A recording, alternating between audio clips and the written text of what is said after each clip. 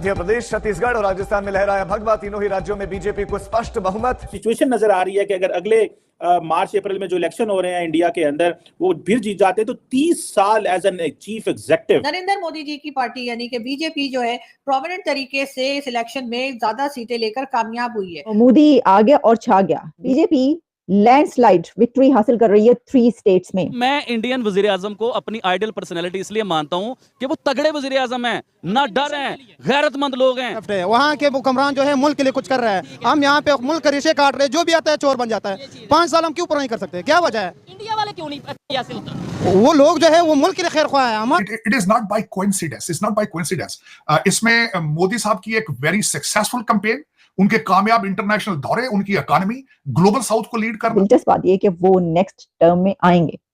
इस पे सिर्फ इंडिया में ही नहीं बात चल रही, पाकिस्तान में तो बकायदा ये वाली बात कंफर्म है कि जब इलेक्शंस होंगे भारत में तो फिर एक बार फिर नरेंद्र मोदी जो है वही प्राइम मिनिस्टर के तौर पर ओथ लेंगे। अगर पाकिस्तान गवर्नमेंट की बात करें तो 1947 से लेके आज 2023 तक कोई एक प्राइम मिनिस्टर भी ऐसा नहीं जिसने अपने 5 साल का टेन्योर पूरा किया। नरेंद्र मोदी ने अगर कुछ अच्छे काम अपनी नेशंस के लिए किए हैं और उसका जीत जाना ये एक अच्छा साइन है उनके लिए। इंडिया इस वक्त कहां पर खड़ा है और कहां पर उन्होंने पहुंचा दिया कि भाई लोग कह रहे हैं कि पाना हो ही रहा है। जैसे मोदी जी हैं, ऐसे पाकिस्तान में कोई लीडर होता जो ऐसे धड़ल्ले से खड़ा होता, जिसका पता चलता पूरी दुनिया में कि यार कोई लीडर खड़ा हुआ है। अब हमारे लीडर ऐसे खड़े होते हैं, परेशान होते हैं कि हमें भीख मिलेगी कि नहीं। जो मोदी ने अगर अपने मुल्क के लिए कुछ किया है तो उसकी इज्जत होगी, मैं उससे इम्प्रेस नहीं हूँ। नमस्कार दोस्तों, मध्य प्रदेश, राजस्थान, छत्तीसगढ़ और तेलंगाना के नतीजे स्पष्ट हो चुके हैं। मध्य प्रदेश के साथ साथ राजस्थान और छत्तीसगढ़ में बीजेपी ने प्रचंड बहुमत हासिल कर लिया है। इसके अलावा तेलंगाना में कांग्रेस ने जीत हासिल की है। मध्य प्रदेश में बीजेपी सरकार की वापसी हुई है, वहीं कांग्रेस ने राजस्थान और छत्तीसगढ़ को गंवा दिया है और बीजेपी ने कब्जा कर लिया है। लेकिन कांग्रेस बीआरएस पार्टी से तेलंगाना को छीन लिया है। रिजल्ट आने के बाद पीएम मोदी ने कहा कि ये चुनाव नतीजे कांग्रेस और उसके घमंडिया गठबंधन के लिए भी बहुत बड़ा सबक है। सबक यह है कि सिर्फ कुछ परिवारवादियों के मंच पर एक साथ आ जाने से देश का भरोसा नहीं जीता जा सकता। देश की जनता का दिल जीतने के लिए राष्ट्र सेवा का जो जज्बा होना चाहिए वो घमंडिया गठबंधन में नहीं है। आज के ये नतीजे ऐसी पार्टियों के लिए सबक है कि केंद्र सरकार की गरीब कल्याण की योजनाओं और उनके लिए भेजे जा रहे फंड के बीच में मत आओ, वरना जनता आपको हटा देगी। विपक्ष बीजेपी के जीतने से हैरान है ही, पर साथ ही पड़ोसी देश पाकिस्तान भी बौखला गया है। आपको पता है कि पाकिस्तानी गवर्नमेंट मोदी को बिल्कुल पसंद नहीं करती और इसलिए पाकिस्तानी मीडिया दुआ करती रहती थी कि 2024 में मोदी पीएम न बने। पर स्टेट गवर्नमेंट का वोट देखने के बाद पाकिस्तानी मीडिया की बोलती बंद हो गई है और अब ये बोल रही है कि 2024 में मोदी को पीएम बनने से कोई नहीं रोक सकता। यानी कि बीजेपी जो है प्रोमिनेंट तरीके से इस इलेक्शन में ज्यादा सीटें लेकर कामयाब हुई है और यकीनन ये बात जो है वो राहुल गांधी और अपोजिशन जो है उनके लिए यकीनन फिक्रमंद ही होगी, क्योंकि बहुत से लोग शुरू में ये भी कह रहे थे कि जो इलेक्शंस आ रहे हैं नेक्स्ट ईयर, यानी जो इलेक्शंस आ रहे हैं भारत के, उसमें ये कहा जा रहा था कि जी मोदी जी को कई तरह की प्रॉब्लम्स फेस करनी पड़ सकती है, टफ टाइम दे सकती है अपोजिशन। उसकी रीजन क्या बताया गया कि जी कतर वाला इशू हुआ जिसमें नेवल ऑफिसर जो है उनको अरेस्ट किया गया। उसके बाद जी वो पुन्नू जो है, पुन्नू साहब जो है, पुन्नू शुनू, बल्कि साहब तो उसको कुछ और लोग कहते हैं, मैं तो खैर पुन्नू शुनू ही कहती हूँ उसको। तो जी पुन्नू जो है उसका इशू निकला, कनाडा का इशू निकला, अमेरिका का हुआ और कई तरह के दूसरे प्रॉब्लम्स आते रहे, मणिपुर और क्या कुछ।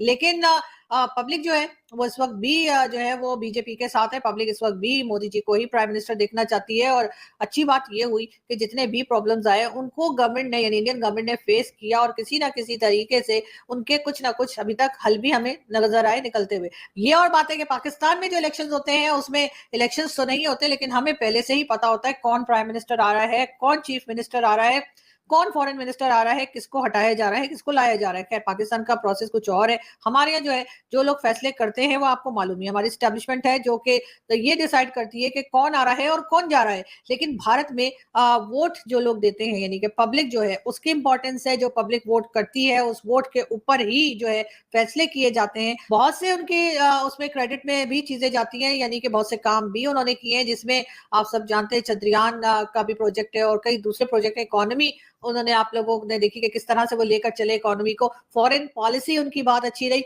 लेकिन खैर मोदी जी का अकेले का ही सारा कमाल नहीं था कि बीजेपी इतनी सॉलिड तरीके से और इतने जबरदस्त तरीके से गवर्नमेंट को लेकर चली। उसमें यकीनन उनके टीम मेंबर जिसमें अमित शाह जी और उनके साथ साथ डॉक्टर जयशंकर और कई दूसरे लोगों का भी साथ है।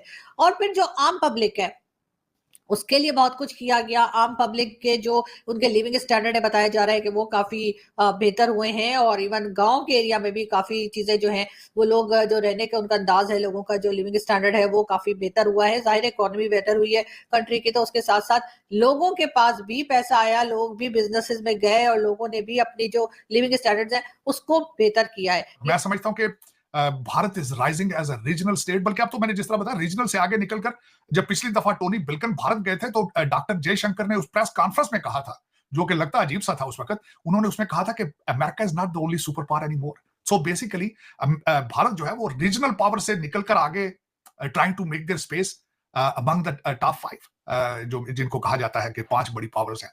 तो लेकिन अफसोस के साथ है कि बॉर्डर के इस पार न्यू दिल्ली से 100 किलोमीटर के ऊपर किसी को कोई पता नहीं है कि रीजन में क्या हो रहा है।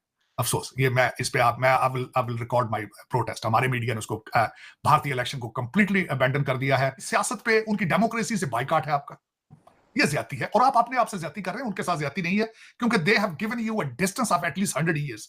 जो जिस तरीके से उनकी फॉरेन रिजर्व 600 बिलियन है, जिस तरीके से उनका इंडियन डायस्पोरा है, जिस तरीके से तालीम है, जिस तरीके से Indian institute of technology is working and performing. आपके मैं बताया था शायद चीमा साहब, भारत के अंदर 1300 यूनिवर्सिटियां हैं, आपके पास मेरा ख्याल है को टूटी फूटी 70-80 यूनिवर्सिटियां, वो भी नॉन फंक्शनिंग है। उसकी वजह यह है कि वहां से लोग निकलते हैं 2 लफ्ज इंग्लिश में नहीं लिख सकते, 2 लफ्ज नहीं लिख सकते।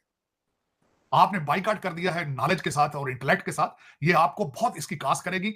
लेकिन यहां ये जरूर बताऊंगा कि आपको रूल करने वाले सारे लंदन लॉट हैं, लंदन पलट है, इनके बच्चे आज भी वहीं पढ़ रहे हैं। इलेक्शन को आपने बाइकआउट किया भारत का, आपके मीडिया ने ज्यादती की है। लेकिन ये मैं इस इलेक्शन को प्री टेस्ट कहूंगा, जिस तरह आपने खुद फरमाया है, ये प्री टेस्ट था भारत के अंदर। ये basically this was a check on Modi's performance, कि उन्होंने भारत के अंदर किस तरह वो परफॉर्म कर रहे हैं, उनकी रजीम किस तरह चल रही है।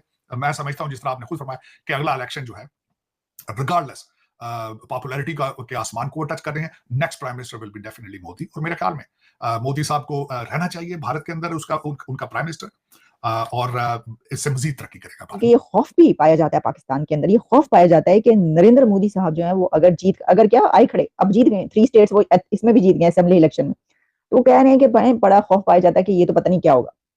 मतलब ये कि कहीं कोई जंग ना कर दें, वो खुश होके जो है पता चले बीजेपी वाले कहीं ऐलान कर दें कि पाकिस्तान पे जंग कर दें। ये देखिए, वो अगर ये जीत रहे हैं इलेक्शन तो वो किस लिए जीत रहे हैं? उनके कुछ टारगेट्स हैं जो उन्होंने रखे हुए, ये टारगेट्स उन्होंने पूरे करने, और वो टारगेट्स हैं उन्होंने जो है वो one of the third 3 largest economies, यानी वो पहले भी हो सकती है, वो उन्होंने बनाने के ख्वाब देखे। वो ख्वाब उन्होंने जो ड्रीम है उनको पूरा करना है। वो कहाँ इस पे कि जनाब हम जंग करें वो करें, लेकिन बहरहाल पाकिस्तान में खौफ पाया जाता है कि मोदी आ रहा है, वो कहते हैं ना गब्बर सिंह आ रहा है, मोदी आ रहा है, तो भागो छुप जाओ, मोदी आ रहा है, मोदी आ चुका। पाकिस्तान में गिने चुने कुछ ही जर्नलिस्ट हैं जो इंडिया से जलते नहीं बल्कि उनसे सीखते हैं, और वही ज्यादातर पाक मीडिया इंडिया और मोदी के बारे में निगेटिव न्यूज फैलाती रहती है, पर इन सब से कुछ होने वाला नहीं है। तो यार आपको क्या लगता है कि 2024 में मोदी के पीएम बनने का कितने % चांस है? अपनी राय कमेंट सेक्शन में जरूर बताएं, और वीडियो पसंद आई है तो वीडियो को लाइक और चैनल को सब्सक्राइब जरूर करें। मिलते हैं किसी नेक्स्ट वीडियो में।